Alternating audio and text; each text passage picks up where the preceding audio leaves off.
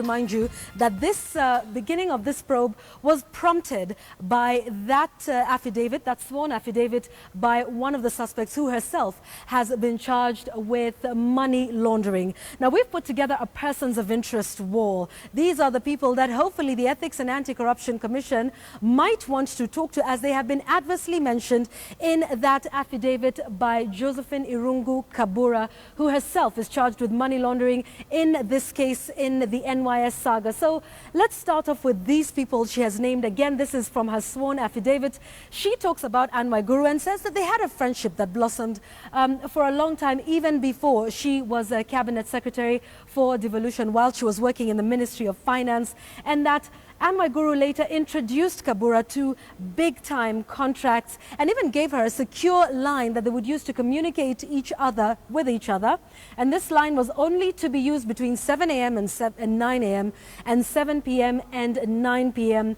In their dealings, Kabura alleges that Anne Waiguru promised to shield her from prosecution and ensure that only quote-unquote funny charges would be brought against her that would later lead to acquittal.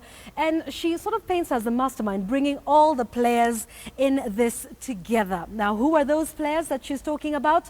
One of them is Joseph Mugwanja. Now, this goes to the heart of the investigative agencies in the country. He is the director of the Banking Fraud Investigations Department. And in that affidavit, Josephine describes Joseph Mugwanja as Waiguru's personal friend. Now, I'm quoting from that affidavit here. And apparently, he interfered with investigations by asking Harake Adan to write a statement at the CID that implicated the others that we see now being charged, and asked Kabura herself to write a statement without lawyers.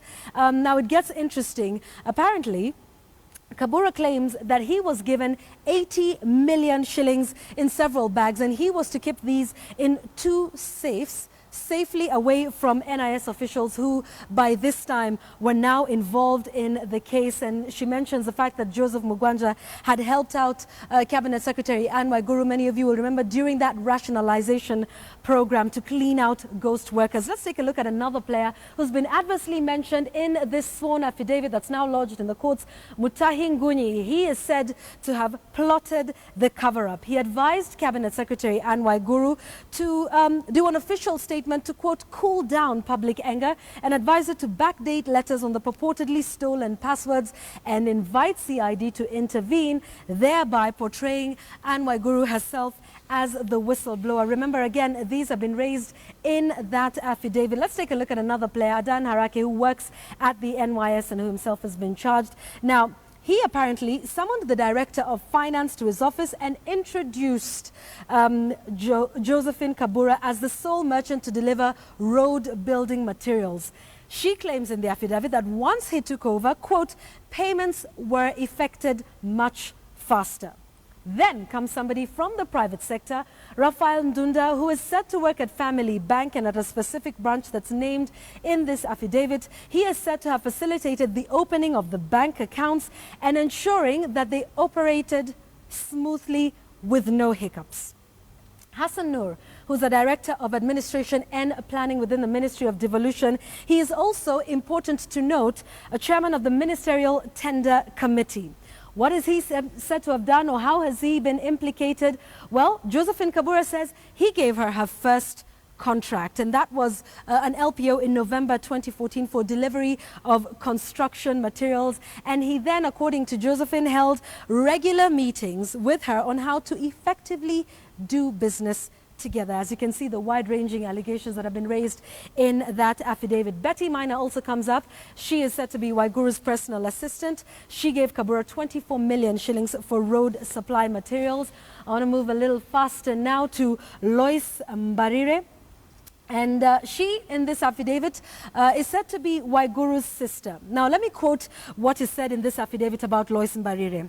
Most of the time, the CS would request that I give part profits to a lady by the name Lois Mbarire, Waiguru's sister, who was supposed to give back the money to me or the CS after servicing her deliveries. She's set to work at a law firm in the city centre and acted on behalf of Waiguru in this one. Finally, on our persons of interest wall, some people that the EACC might want to talk to are two journalists, Moniki Munuhe, Maina Kamore, from the Standard and from the Star newspapers. And it is quoted here. This is what Josephine Kaburu says, that there are media gurus with whom Waiguru has good intentions. Moniki Munuhe is said in this affidavit to have been given 10 million shillings for propaganda and to clean up her name. Now, the EACC may or may not want to talk to these individuals. The question is, did they speak to any of them? If not, why? Another question, why were they so quick to clear Waiguru and then reopen the probe?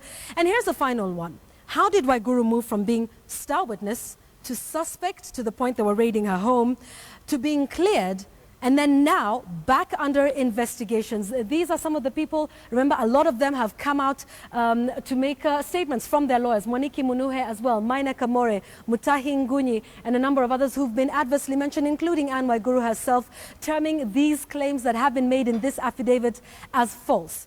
Will the EACC be speaking to these individuals, and what will be the outcome of those investigations, yet again going up to some of the highest levels of investigative agencies in this country? We will wait and see.